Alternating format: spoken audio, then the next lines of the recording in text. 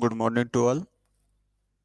In last lecture, we already discussed regarding uh, definition part of Drug and Magic Remedies Act. Then, what are the objectionable advertisement or uh, prohibited advertisement, and which are the exempted advertisement. So, this part we already discussed in last lecture. In this lecture, we will going to discuss the remaining part of this drug and magic remedies, or we can say objectionable advertisement act 1954 and 1955. So let's see. So the advertisement should contain only the information required for the guidance of registered medical practitioner only. In case of the exempted advertisement, if it is related to the registered medical practitioner, then informative information should be there in that informative leaflet. Okay, so it should be contained with therapeutic indications, route of administration, dosage and side effect of such drugs or drug use in that particular preparation, then the precautions to be taken in the treatment with the drug, then the distribution to such literature should be given to the registered medical practitioner, dispensaries, hospital, medical and research laboratories, or the institutions, chemist and druggist. So we can keep this information with this uh, particular people only, and this is for the educational, or we can say the awareness purpose only. Then exemption from the application of the act. So what are the exemptions? Let's see. The central government for the public interest may permit any advertisement of any special drugs or the class of drugs uh, by by the notification in the official gazette. So government have to write to publish uh, upon the particular drug in the public interest, okay, for the educational purpose or the awareness purpose.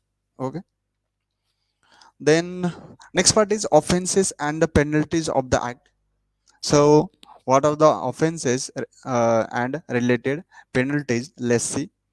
In the contravention of any of the provision of this act or rules thereunder, जर समजा ह्या act किंवा रूलच्या under काही कॉन्ट्राव्हेन्शन झालं, किंवा जर समजा या रूलचं उल्लंघन करण्यात आलं, तर त्याला कितीपर्यंत ऑफेन्सच्या रिलेटेड त्याला पेनल्टीज होऊ शकते. Let's see. Punishable with infringement up to 6 months और विथ फाईन और विथ बोथ. ओके, तर त्याला जेल होऊ शकते, किंवा 6 महिन्यापर्यंत त्याला 6 महिन्यापर्यंत जेल होऊ शकते, किंवा फाईन बसू शकते, किंवा दोघं जेल आणि फाईन दोघं त्याला होऊ शकतात, जर त्याने पहिल्यांदा गुन्हा केला असेल तर. आणि तेच जर समजा त्याने दुसऱ्यांदा गुन्हा केला in the same case, तर it should be punishable with infringement up to 1 year or with fine or the both. Okay, then in case of the contravention of the provision of the act by a company, every person who at a time of the commission of the offense was in charge and responsible for the conduct of company business shall be deemed to be guilty and liable for the punishment. However, such a person is not liable for the punishment if he proves that the offenses was committed without his knowledge, or that he has taken all the precautions to prevent the commissions of such a offense. जर समजा त्या ठिकाणी एखादी company असेल आणि त्या कंपनीमध्ये अशा प्रकारचा एखादा प्रकार घडला असेल, झाला असेल, ओके, ऑफेन्सच्या रिलेटेड, तर हा प्रकार जेव्हा घडला, जेव्हा ही कंडिशन त्या ठिकाणी होत होती, त्यावेळेस जेवढे पर्सन्स लोक त्या ठिकाणी अवेलेबल असतील त्यांच्यावरती हा गुन्हा होऊ शकतो. परंतु जर समजा त्यांच्यातला एखाद्याने त्या ठिकाणी असं प्रूव्ह केलं की हे जे काही घडलंय ते माझ्या नॉलेजच्या बाहेरचं होतं, म्हणजे I don't have any idea regarding of this, असं जर त्यांनी त्या ठिकाणी प्रूव्ह केलं, तर तो त्याच्यामधनं त्या गुन्ह्यातनं बाहेर पडू शकतो. ओके, और अँड त्याचे काही ऑफेन्स असणार आहे त्या ऑफेन्समधून त्याला कोणत्या प्रकारची शिक्षा होणार नाही. किंवा असं प्रूव्ह करू शकतो की हे सर्व घडताना मी प्रिकॉशन घेतली होती याला प्रिव्हेंट करण्याची, तर त्या ठिकाणी त्याला कोणत्या प्रकारचा गुन्हा होऊ शकणार नाही. So this is the related of the offences and penalties. Next part is the scrutiny of misleading advertisement relating to the drug. आता मिसलिडिंग ऍडव्हर्टाइजमेंटची स्क्रुटिनी किंवा छाननी कशा प्रकारे केली जाते ते आपण बघू. So any person authorized by the state government in this behalf may, if satisfied that an advertisement relating to a drug contravenes the provisions of the act, then may order the manufacturer, packer, distributor, seller. जर समजा असं त्यांना असं जाणवलं त्या authorise पर्सनला की या ठिकाणी कोणत्या तरी प्रकारचं कॉन्ट्राव्हेन्शन होतं या ऍडव्हर्टाइजमेंटच्या रिलेटेड, तर ते त्या ठिकाणी जे काही पॅकर असतील, मॅन्युफॅक्चर असतील, डिस्ट्रीब्युटर असतील किंवा सेलर असतील, त्यांना हे जे काही प्रकार घडलाय ते स्टॉप करण्याचा सल्ला देतील ते आणि त्यांना पर्टिक्युलर टाइम त्या ठिकाणी दिला जाईल. ओके, ती गोष्ट स्टॉप करण्यासाठी. It shall be the duty of the manufacturer, Packer, distributor or seller of the advertised drug to comply with the order. Failure to comply with the such is considered as an offense. तर त्यांना जे काही त्या ठिकाणी suggestion दिले असतील त्याच्याशी त्यांना कंप्लाय करणं गरजेचं राहील. जे काही मॅन्युफॅक्चर असतील, डिस्ट्रीब्युटर असतील, पॅकर असतील किंवा सेलर असतील. ओके, जर समजा ते कंप्लाय करण्यासाठी फेल झाली तर त्या ठिकाणी त्यांना ऑफेन्स रिलेटेड पेनल्टीज होऊ शकतात. Then no publisher or the advertising agency shall be held to be guilty of the contravention of the provision of the act merely by publishing the advertisement, unless such a publisher or advertising agency has failed to comply with any direction made by the authority. तर कोणी त्या ठिकाणी एखाद्या एजन्सीने advertisement किंवा एखाद्या पब्लिशरने advertisement त्या ठिकाणी publish करण्याचा प्रयत्न केला तर तो त्या ठिकाणी गिल्टी होऊ शकतो. So this is related of the scrutiny of misleading advertisement related to the drugs. Next part is a manner in which advertisement may be send confidentially. तर कॉन्फिडेन्शियली सेंड करताना कोणत्या मॅनरमध्ये, कोणत्या प्रोसिजरने ते आपल्याला कॉन्फिडेन्शियली सेंड आपण करू शकतो ते आपण बघू. तर all documents containing advertisement relating to the drugs shall be sent by the post to a registered medical practitioner by name or to a wholesale or retail chemist. The address of such registered medical practitioner or wholesaler on or retail chemist being given. तर त्यांच्या ऍड्रेसवर आपल्याला ते by post करायचं आहे. सच अ document shall be at the top printed in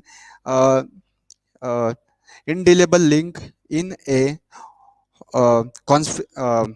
conspicuous manner the word for the use of registered medical practitioner or a hospital or the laboratory.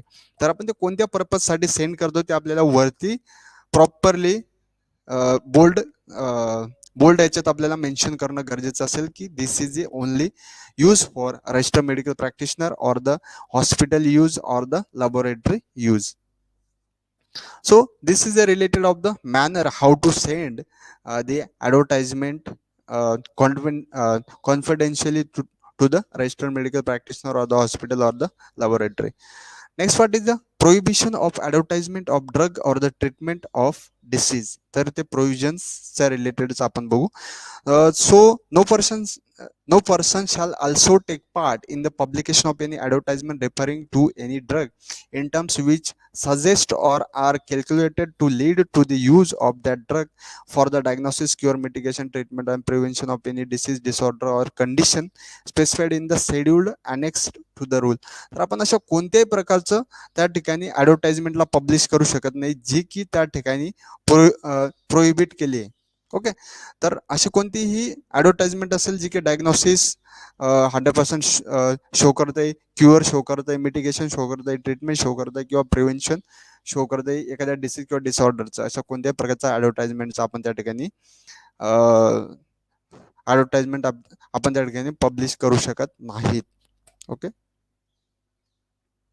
then obtaining previous sanction of the government for publishing and advertisement. जर आपल्याला त्या ठिकाणी advertisement करायची असेल तर properly आपण त्याला with reason गव्हर्नमेंटची permission घेणं गरजेचं असेल. तर ती प्रोसिजर काय आहे ते आपण बघू.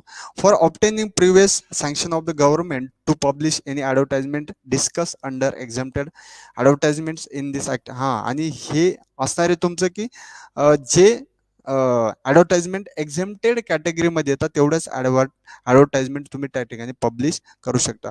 The person has to apply to the concerning officer appointed by central government of the state government. तर सेंट्रल गव्हर्नमेंट किंवा स्टेट गव्हर्नमेंटने जो काही कन्सर्न ऑफिसर त्या ठिकाणी अपॉइंट केलं आहे त्यालाच आपण त्या ठिकाणी अप्लाय करून त्यांच्याकडनं जे काही परमिशन असेल ते परमिशन ग्रँट करू शकतो.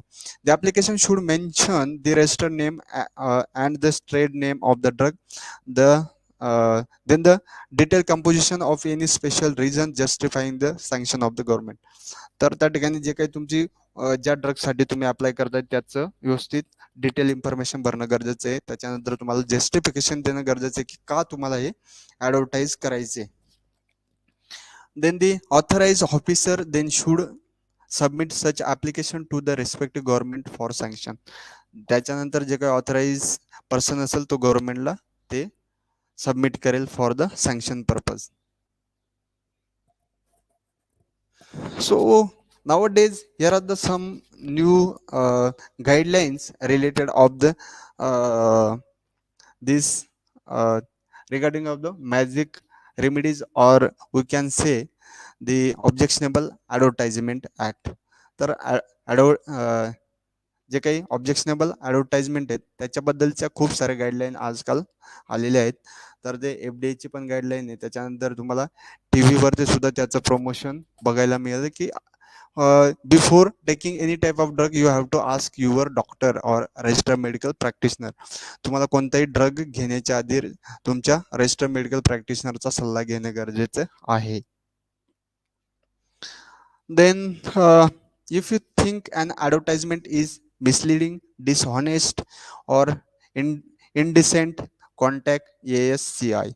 So what is meant by ASCI? Advertising standards council of India. तर कोणत्या प्रकारचे मिसलिडिंगचे ॲडव्हर्टाइजमेंट आपल्याला त्या ठिकाणी आढळली तर आपण त्या ठिकाणी सेंट्रल गव्हर्नमेंटच्या ह्या कमिटीला बॉडीला त्या ठिकाणी कॉन्टॅक्ट करून आपण त्याची कंप्लेंट नोंदवू शकतो. Okay. So nowadays it is a better going in related of the misleading advertisement. तर मिसलिडिंग ॲडव्हर्टाइजमेंट ह्या बऱ्यापैकी त्या ठिकाणी स्टॉप झालेल्या आहेत तर या ॲक्टमुळे. So I hope all of you understand regarding of the Drugs and Magic Remedies Act, or we can say Objectionable Advertisement Act 1954 and Rules 1955. So enough for the day. Thank you so much for being here. Thank you.